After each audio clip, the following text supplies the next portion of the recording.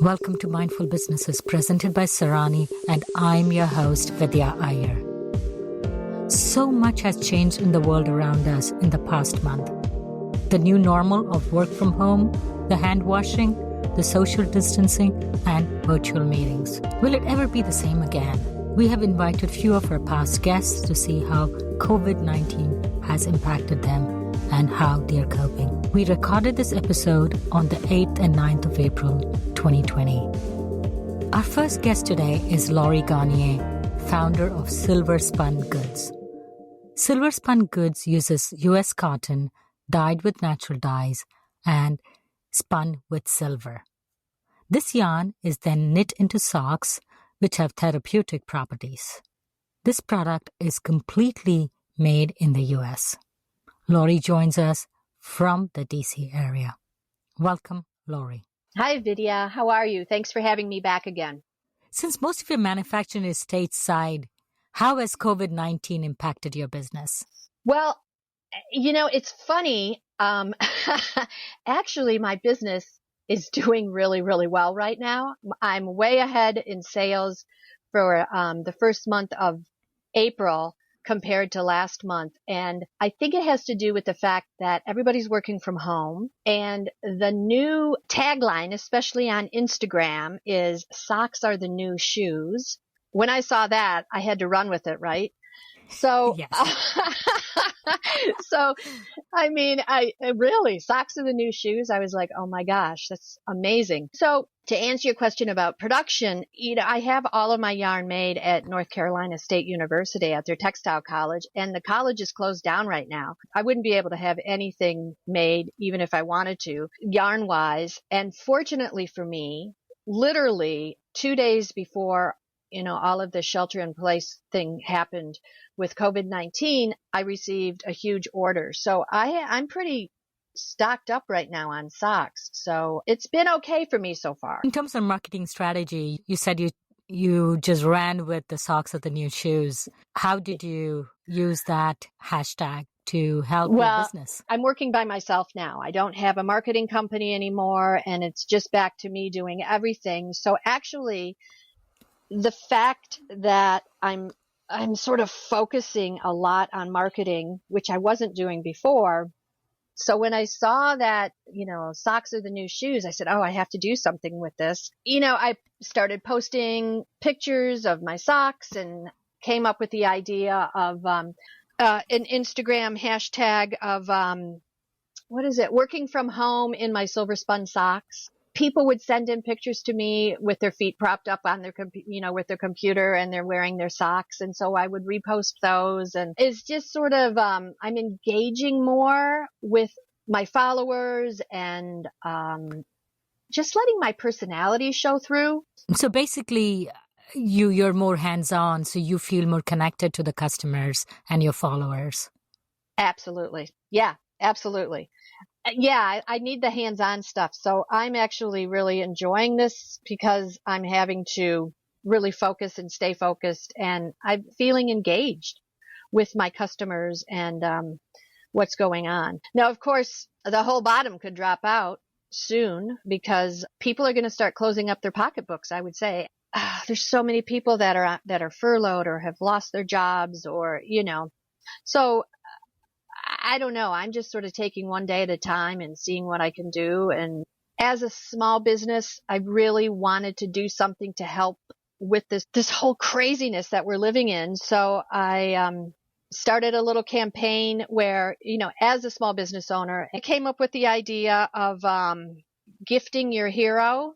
And again, I put this up on Instagram, and I also sent this out to my email list, is that people can buy a pair of my socks, have me send them to someone who is a hero of theirs, like someone who's working on the front line, a nurse, a doctor, a grocery store worker, whatever, right? And in it, I include a little card that says, thank you for what you do. You are my hero. And then it's signed by whomever purchased the socks. And then for every 4 pair of socks that I sell, I can donate 1 pair to a local hospital here in Washington. So it's not going to be a tremendous amount of donation, but I certainly hope that I'm able to at least donate a dozen pair of socks to that I've been doing. The other thing you have to be careful of is I just don't want to come across like, oh, I'm trying to make all this money off of bad things that are happening to other people. You know what I don't mean? want to seem to be So taking advantage of the situation. Exactly. Because that's just not me. And I totally understand, like, I'm not having my podcasts released every week because I couldn't get myself to promote my podcast when people are going through what they're going through. But I've gotten feedback that people actually are listening more to podcasts about different things other than the virus. So I figured maybe it's good for me and for the listeners to have some new information, something different to listen to. I think you're absolutely right. I can't even look at the news anymore or read the news. I've limited myself to one time a day because the overload and the impact, it's just, you don't realize what it's doing to your psyche. If that's all that you're getting, you're going to make yourself go crazy. So I think people are really listening to other things now. Yeah. I mean, it's the perfect time to reach out, and people are learning how to knit and, and doing all these things that they've never had time to do before. There's nothing better than knitting and listening to a podcast. So, right. So how has this experience changed how you will do business in the future? Well, I think I'm going to be much more involved in the day-to-day operations because, let's face it, I don't think no one can sell my socks like I can sell my socks because I have the passion, right? I know everything about them. I think you should grow organically, and this whole sort of stepping off and stepping back, I think it's helped me tremendously with my business. It's just sort of like I can take the bull by the horns now and just run with it. That might be how it changes my business. I don't know. I don't know. And nobody knows what the future holds for us now. When do we get back to the normal, or will it be a completely new normal? Yeah, I think it's going to be a new normal. My daughter and I were talking about that today, and we were talking about shaking hands, right? Right. How traditional the handshake is in the American culture. I don't think that's going to be a thing anymore. I don't know if what the new handshake is going to be, but, so things like that, going into large crowds. I mean, everything is going to be different. Everything. I'm not saying it's going to be bad. Sometimes weird things have to happen so that there's this sort of to just reset, the reboot our system. To reset. Yes, I like that. Yeah.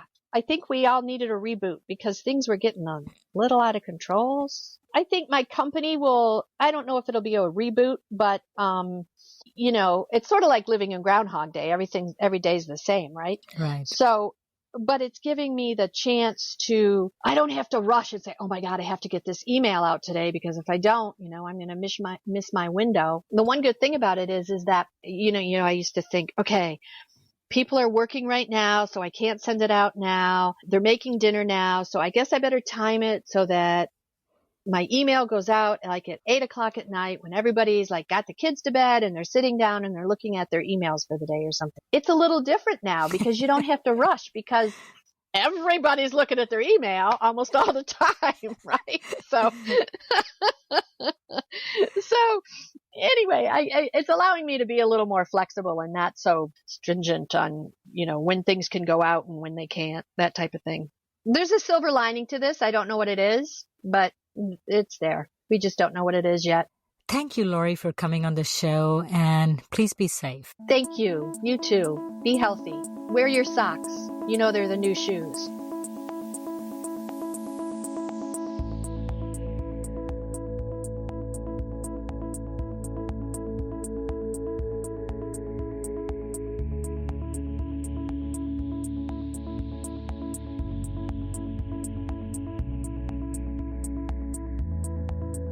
Our next guest is Catherine Shimoni and Joan Schifrin of Global Goods Partners. Global Goods Partners is a nonprofit which works with different groups worldwide to bring us very special handcrafted products. May it be earrings from Guatemala, a ceramic bowl from Tunisia, or hand-woven baskets from Ghana. These lovely ladies and their team work very hard to bring us these products seamlessly. Joan and Catherine join us from New York City and Washington, D.C. Welcome, Joan and Catherine. Hi, Vidya. How has your world changed because of COVID-19? Well, I'll start. This is Joan. I would have to say that our watchword is flexibility, as people all over are finding. It's not business as usual. Our partners, our artisan partners around the world are basically on lockdown as our businesses here, which includes our wholesale customers who have mostly suspended their operations, at least temporarily. So the days of orders and receiving product and getting orders and fulfilling them has changed quite a bit.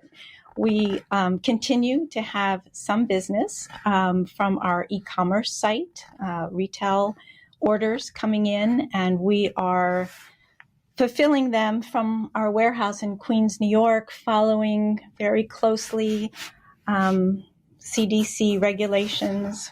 There's one dedicated staff member at our warehouse at one time who is taking making special efforts to clean surfaces, clean packing material, wearing gloves and masks, and making sure that we are packing and delivering to our customers a healthy, clean product. The countries where you get your supplies, your product from, that is a challenge for you too, because it seems to go in phases. As America comes out, maybe the countries like India, Nepal will be peaking. How will you cope with that? So yes, I mean, it's not easy. We're in very close contact with our artisan partners in the countries around the globe, and we speak to them daily. We're learning about the challenges that they're currently facing and the lockdown dates that seem to be changing regularly. So, for example, in Nepal, where we have two very important artisan partners making beautiful felt products, and especially our felt flowers that are very popular. They had their first lockdown towards the end of March with an open date of early April. Then that date changed and now it's mid-April. And then just yesterday, we found out that all their international flights will be grounded until end of April. So it's a challenging time for all. And I think the important thing is that we continue to remain in close contact with our artisan partners to learn about the situation for them in their communities, in their country. So the challenge for you is threefold. One, your supply, then the domestic market, the wholesale and retail, and the donations that you normally bank on to support your partners. Yes. It is true.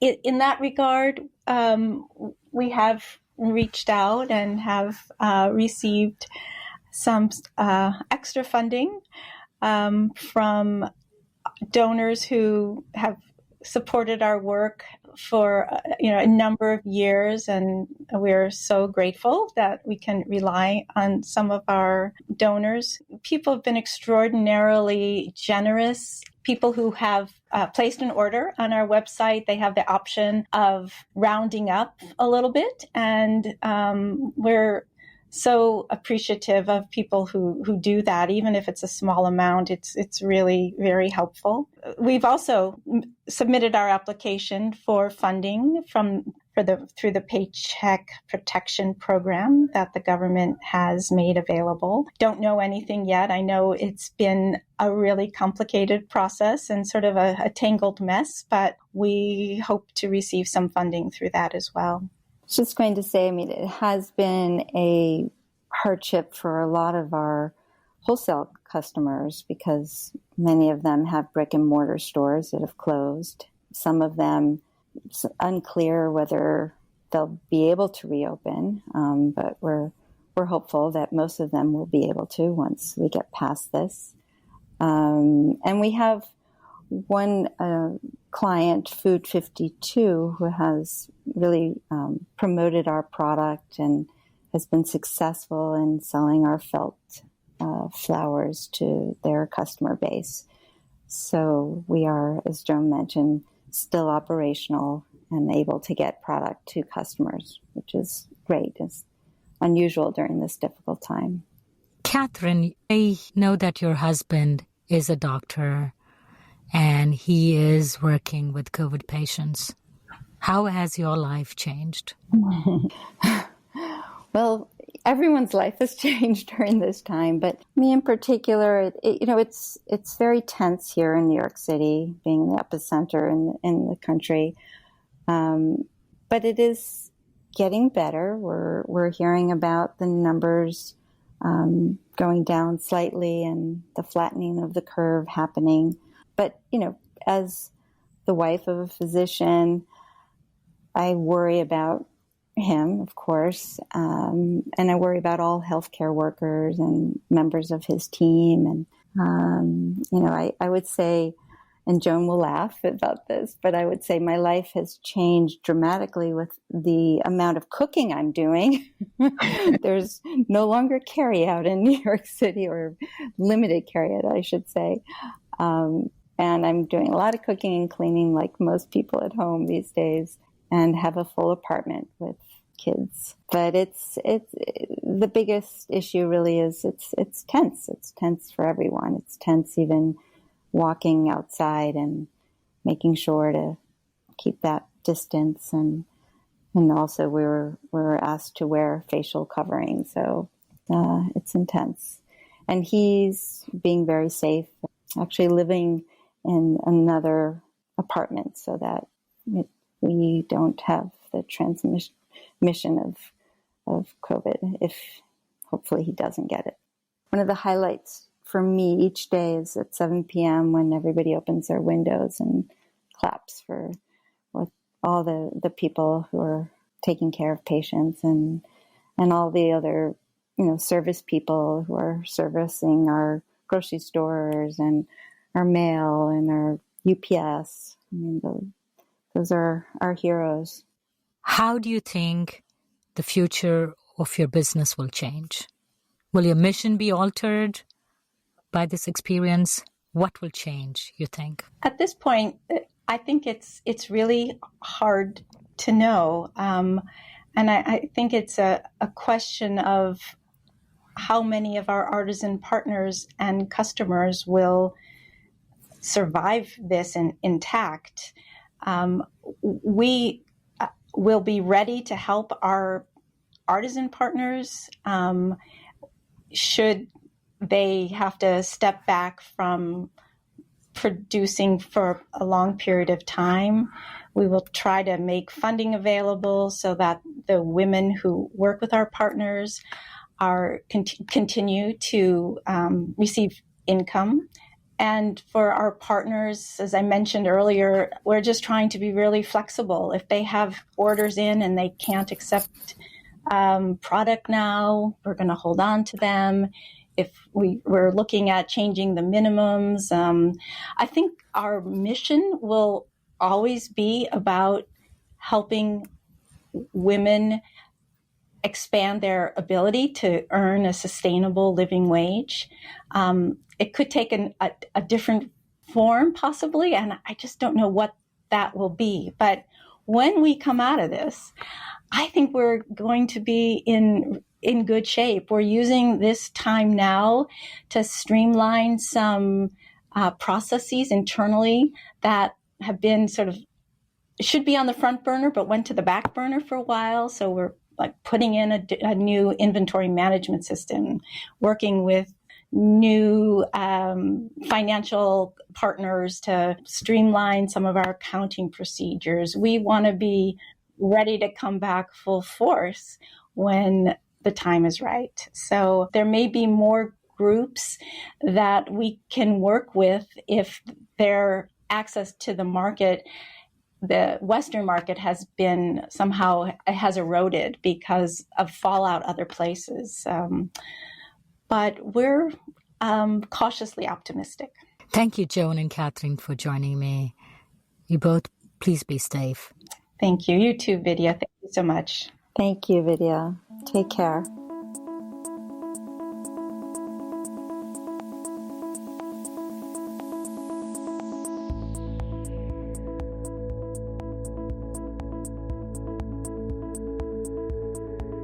Our next guest is Caroline Fisher, founder of Swahili Coast.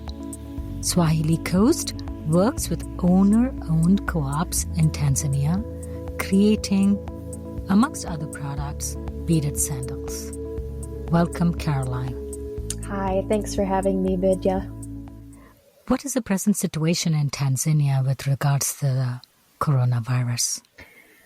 Well, as of now, the reports of coronavirus infections are pretty low in Tanzania. There are 25 confirmed tests, and those are mostly with folks who've been traveling in Europe.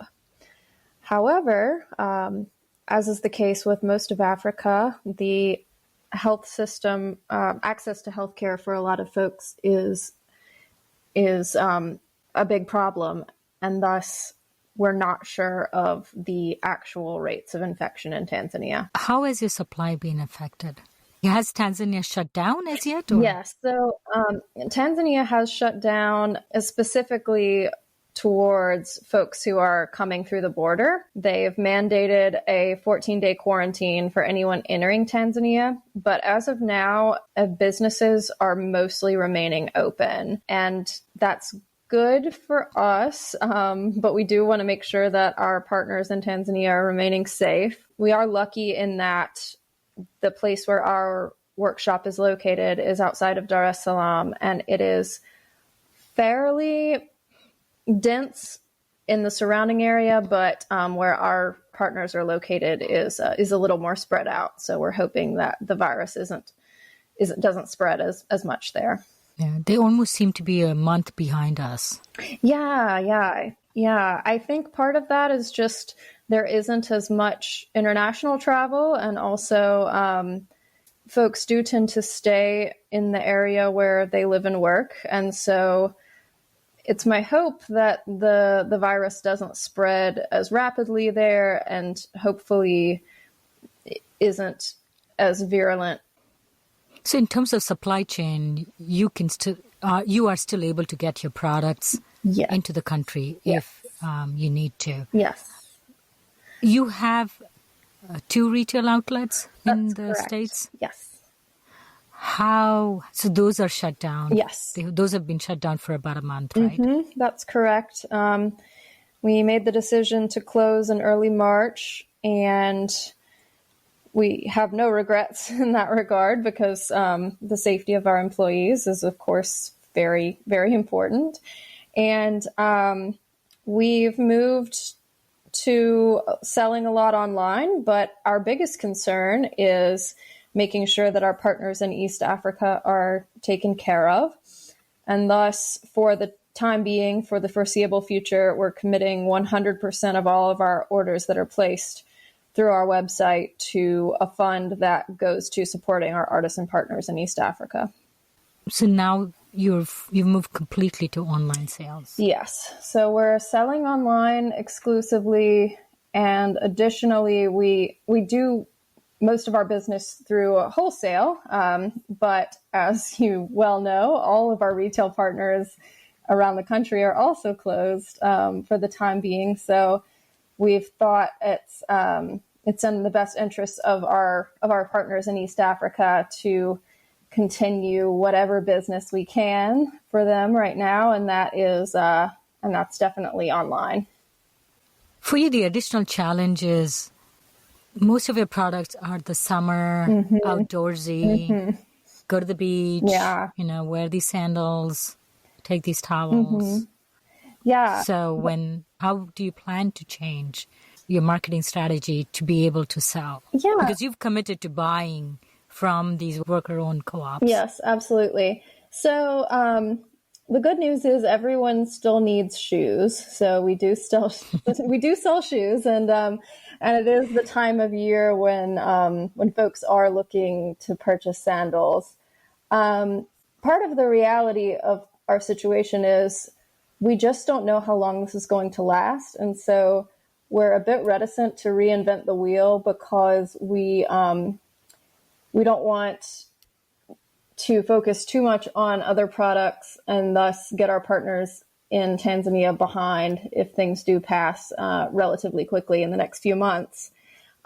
We are looking into adding a few different products. Our seamstress partners in Tanzania, we've been chatting with her about doing some cloth masks out of kitenge fabric, which is the wax printed fabric in East Africa, and also doing a give one, get one sort of situation where any mask that was purchased in the US would also give a mask to a Tanzanian person, so in hopes that to prevent the spread of the disease over there. Thank you, Caroline, for coming on the show one more time and sharing how you are coping with COVID-19. Thank you very much.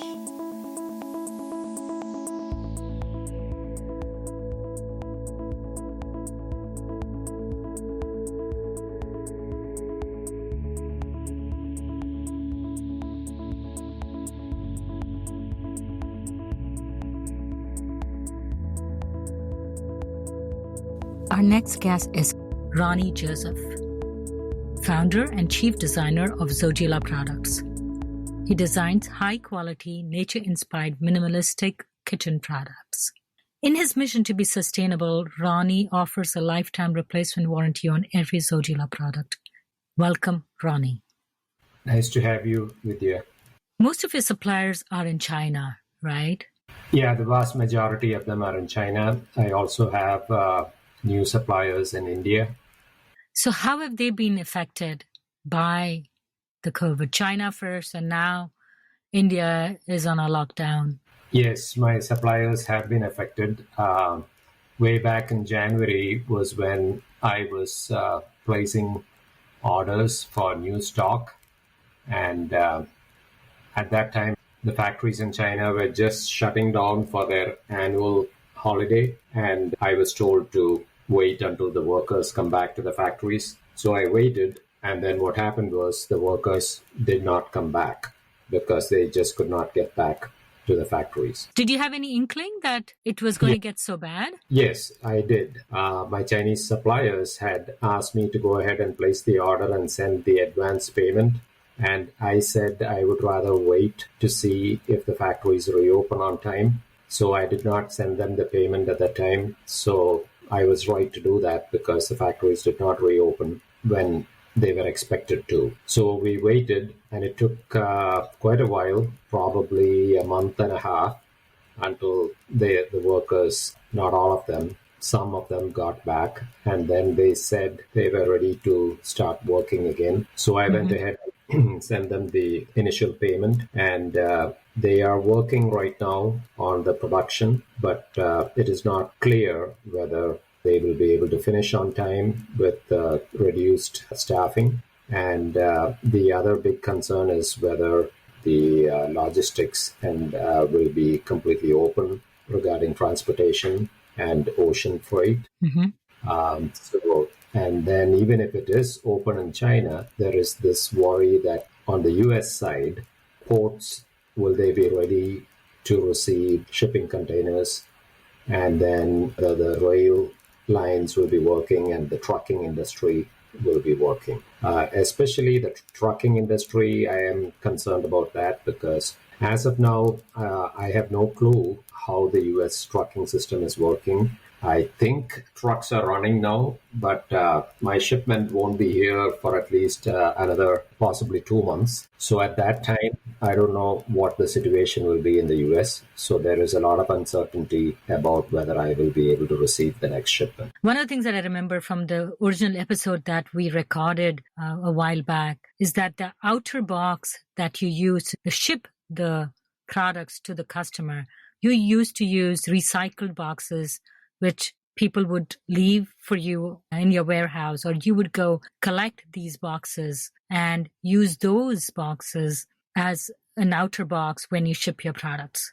Now, with all this care, with the COVID-19, nobody is sure how long the virus stays on the packaging and how to completely sanitize it. How has your business practice changed? Do you still use those recycled boxes which people drop off to your warehouse? Yes, we do.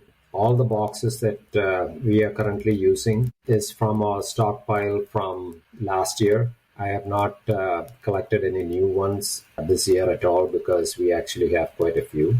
So that is not a concern at all. And any other changes in your business model? I was thinking about one of the streams that you sold was on Amazon. Are you still able to sell on Amazon? Because earlier with Amazon, most people shopped there because their main USP was, as soon as I place the order in a day or two, I got the product. Now that Amazon has shifted, especially Amazon Prime shipments, to essentials, has that changed? Has that practice changed? Which stream you sell your products? Are you selling more online on your own website now? Yes. Actually, our sales have actually gone up by about 50% from the peak sales period of last year, which is like October, November, December. We are seeing about 50% increase in sales from our own website. But as regards Amazon, in fact, earlier, I was getting ready to send a shipment out to Amazon fulfillment centers, and Amazon would not let me send a shipment because it was not classified as essential. They said they are prioritizing on medical supplies and household staples. So I am not able to replenish my stock at Amazon any longer. But what they have in stock, they are shipping to customers. So maybe you'll have to move some of those sales on your website till this passes. Yes, that's been happening. So I'm not worried about not being able to supply Amazon because people can find the same products on our own website, and we are able to ship the products out. Just to refresh our listeners, you make kitchen gadgets and products. So do you think part of the increase in your sales is because people are at home, they're cooking more, not carrying out or eating out as much, but everybody's at home, so they think, oh, I need this cool dish rack. Earlier they probably didn't do as many dishes. Yes, I think the increase in sales can almost completely be attributed to the fact that people are spending more time online and looking for products. They probably have more time to do research on the products. And I think it's just the fact that people are spending more time at home and online. So I would attribute the increase in sales entirely to that. So overall, your business has not been affected up to now because you had inventory to make your fulfillments, right? That's right. We have not been affected negatively as of now, but the increased sales means that we will run out of stock on some very popular items faster than anticipated. And in fact, one of my biggest selling products, the stainless steel dish rack, I have stocked for about 2 months. And if the supply doesn't come in from China, we will be out of stock on that. What is the most important lesson this pandemic has taught you for your business practices? Actually, what it has done is reiterated my belief in online selling as opposed to brick and mortar retail, which was an avenue that we were not very successful in penetrating. We feel that we are on the right path. The decision that we took 15 years ago to mainly sell online is really being shown to be the right decision that we took, considering how much brick and mortar retail is suffering right now. And also it reinforces the feeling that going forward, selling online is the way to go. Thank you, Ronnie, for coming again on our show. Stay safe and healthy. Nice to talk to you, Vidya. Stay safe yourself.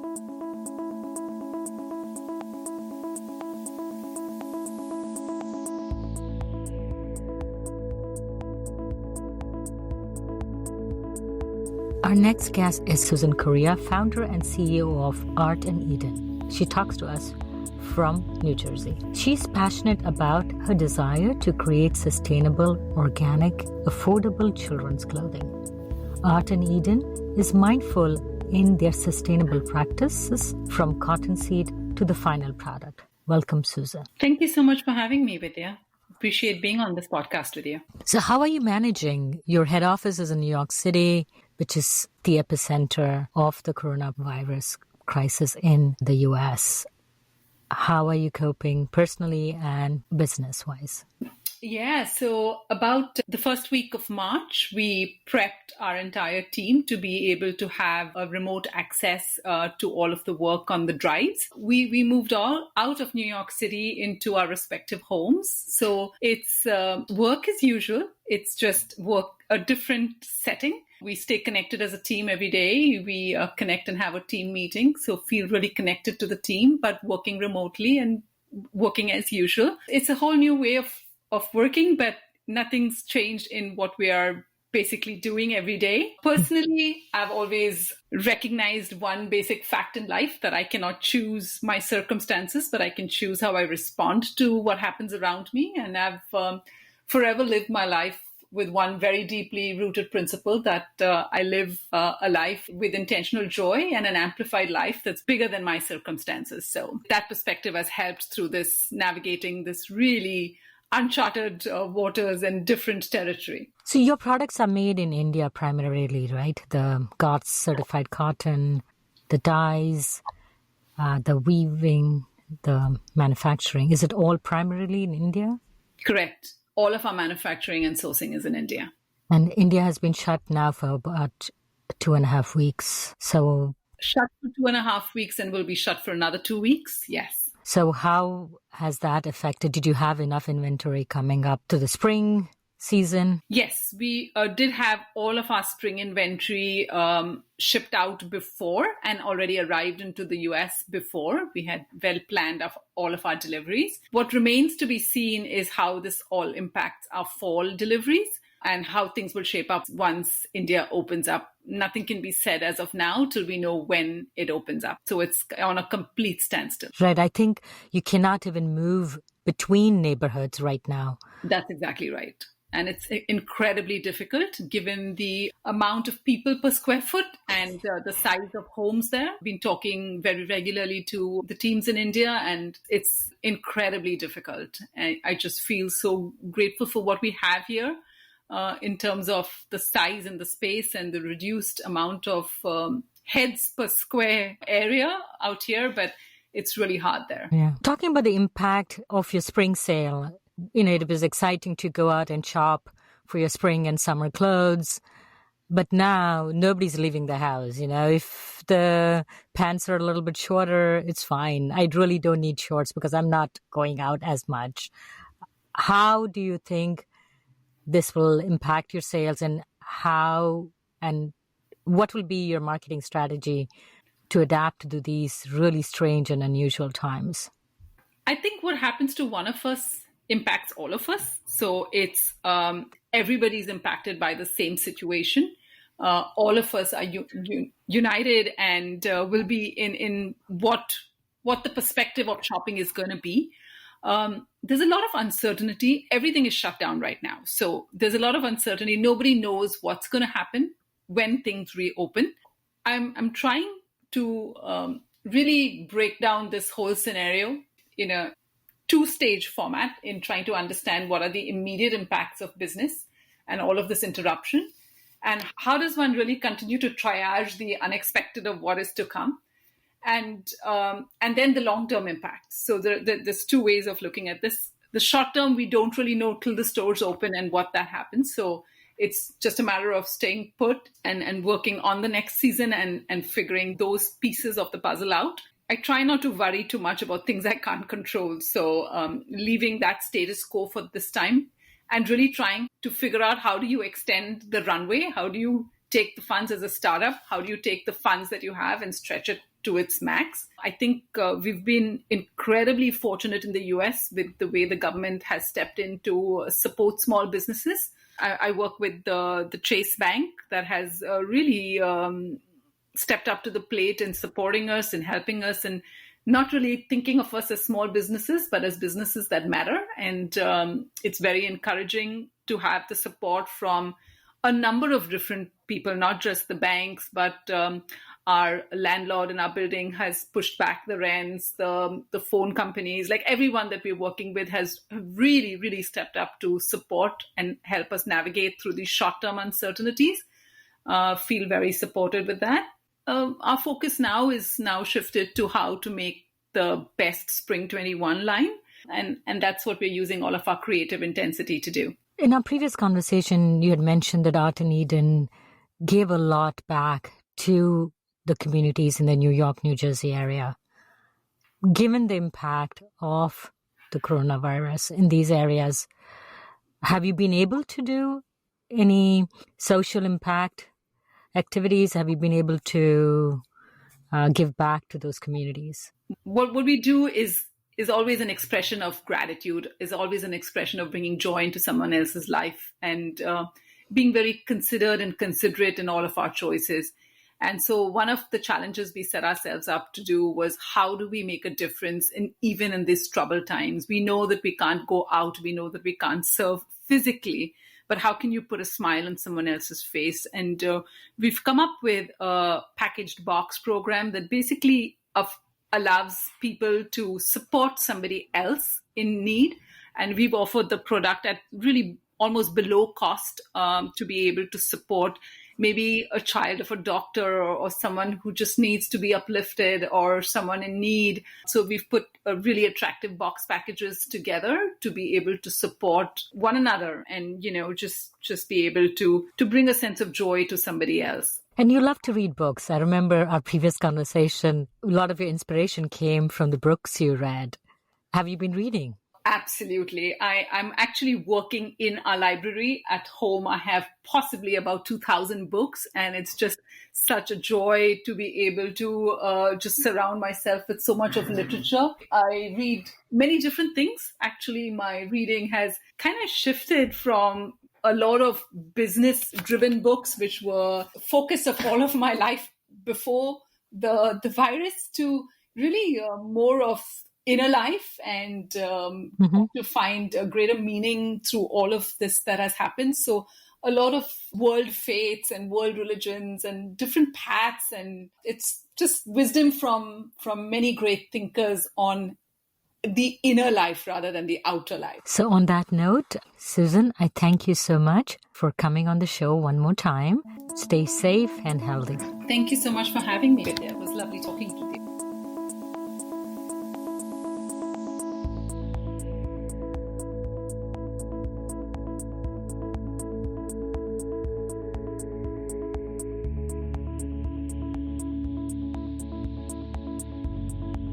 Our next guest is Sarah Jackson, founder and CEO of Thamina. Thamina is an international brand with a vision to export transformational products from different conflict regions of the world. Their maiden project is saffron and saffron-infused teas from Afghanistan. Welcome, Sarah. Thank you so much for having me again. Most of your products are made in Afghanistan and in India, right? Yes, primarily Afghanistan for our saffron. In the podcast episode, we chatted in such a lively manner about Afghanistan, its lands, its history, the beauty, and possibly visiting it. Mm-hmm. Now that seems like such a distant dream. What is the situation right now in Afghanistan? I think it just is so surprising, as it is to many people, of just the global impact of coronavirus right now, and how really every country is being so affected by everything that's happening. And so in Afghanistan, currently there are not a huge number of cases, but Afghanistan is located next to Iran, which, if you remember at the beginning of the global outbreak, it was one of the top countries with the top number of cases. And there are actually thousands of people flooding into Afghanistan from Iran every day, primarily the Afghan diaspora. And so many of the refugees who have been living in Iran for a long time, they are actually kind of escaping coronavirus and coming back into Afghanistan. And so it is a just really interesting situation right now where borders have actually closed in Afghanistan.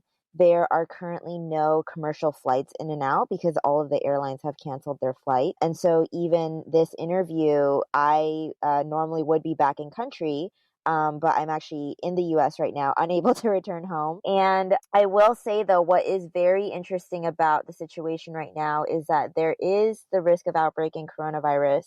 But parallel to that is also a lot of political instability that's been happening right And now. how has that now affected your supply chain? Did you already have enough inventory to Yeah, tide you over the next few months? so I think one way in which we're lucky is that the saffron harvest is every fall. It's only once a year. And so we already have secured the inventory that we needed in terms of our saffron for the next year. So in terms of that side of the supply chain, we are very grateful. Now, what has been slightly disrupted is where we get the rest of our other tea. And it's not that the international countries themselves have been disrupted in our case, but it's our main tea blender. Because his clients are primarily brick and mortar, he actually had to temporarily shut down, temporarily lay off his workers. And so on the tea side of things, our supply chain has actually been disrupted for the next few months. How have you coped overall? So in terms of your business, the saffron side, you are fine. People are buying more of spices and grocery products in general because people are cooking far more. So have you seen a bump in your sales? Yeah, we have seen a slight increase in sales because, people are spending more time at home. They want to drink tea, they want to cook. As I shared previously with the supply chain disruption, we are at this point, though, where we do just have to kind of conserve and hold on to inventory to hold us over until things reopen again. From what I remember from our conversation, you sold primarily online. You had very few brick and mortar outlets. Yeah, and I think in that way, once again, I try to focus on gratitude. I try to focus on the things that are positive instead of looking at, the things that have been shaken up. And so one of the ways, once again, that I'm just really so thankful is that we, from the beginning, had decided to focus primarily on e-commerce. And if you look at what's happening with the effects of the virus is that most of consumer spending is now going to be moving online. That's just kind of the new age. That's going to be the new normal, is that we are going to be moving to digital and e-commerce. And so as a new startup and as a company that's agile and ready to pivot quickly and respond to the changes, that is kind of already in place for us. How do you see the future of the whole e-commerce industry? How is it going to change? For sure, we're definitely going to be having less brick and mortar. And then in place of that, there's going to be a boom in how consumers spend, and it'll primarily be online. It'll be contactless shopping. Scientists say that it takes about 21 days for habits to form. And we have to see how long this quarantine season will be, but it definitely will be longer than 21 days. And I think it definitely was a direction that we had already been heading in because of just the increase of technology, the convenience that comes with technology-enabled spending. But I do think that we're just going to go into it even more now, even as things lift, is that spending habits will have changed by that time. Right. And a lot of the technology in terms of video conferencing were all in existence for at least 15 years, but nobody went into it with this speed before the coronavirus. Yeah, I mean, even think about, young elementary school students they're normally used to face-to-face learning, and now they'll have spent at least a few months just doing primarily online learning. So there's definitely just going to be a shift in so many habits and a shift in, I guess, what we consider normal now. And the tagline, Thamhina, to be brave, is very appropriate in these times, right? Yes. How have you coped, and how has this philosophy helped you in this pandemic? It really is fascinating to see the level of panic and anxiety and fear that, especially I think in the Western world, has come upon people when there's been this time of instability and crisis. And I think for me, when the virus outbreak first happened, I actually found myself kind of looking back to my experience in Afghanistan, and not just me as a person, but I think even the resilience of the Afghan people who have lived in instability and crisis really for the past 40 years. And I was really just shocked because I felt like, the past 4.5 years that I've been in Afghanistan, it's almost primed me to just be ready to face the storm and to weather the storm. And we know that, for all of us, it's so easy to feel anxiety in this time. It's so easy to be afraid. But I really feel that now more than ever, the message of to be brave is so relevant. And I would just love to kind of encourage your listeners and anybody who's listening to this podcast that, like, you are brave. And you might not feel it in this moment, but I know that in every person, there is courage inside of us already. There is bravery inside of us to be able to overcome. And I personally feel about this time of coronavirus that it really could be a time where an entire generation, we can discover our voice of courage and adversity and come out stronger in the end. And so my hope would be that Tamina as a brand, that we can be able to kind of share that anthem, share that heart, be a small source of encouragement, even through our tea, just be able to share kind of moments of calm and micro moments of peace when you're at home. And so it is really unfortunate. It is very tragic, everything that's happening. But I think the core of resilience is to be able to find what is positive in the midst of tragedy and to be able to come out stronger on the other end. And so for Tamina, I'm really excited to be able to be a champion and to be able to be a supporter as a brand for our consumers in this time. On that note, thank you, Sarah, for coming on Mindful Businesses. Please be safe and healthy. Thank you so much, Vidya.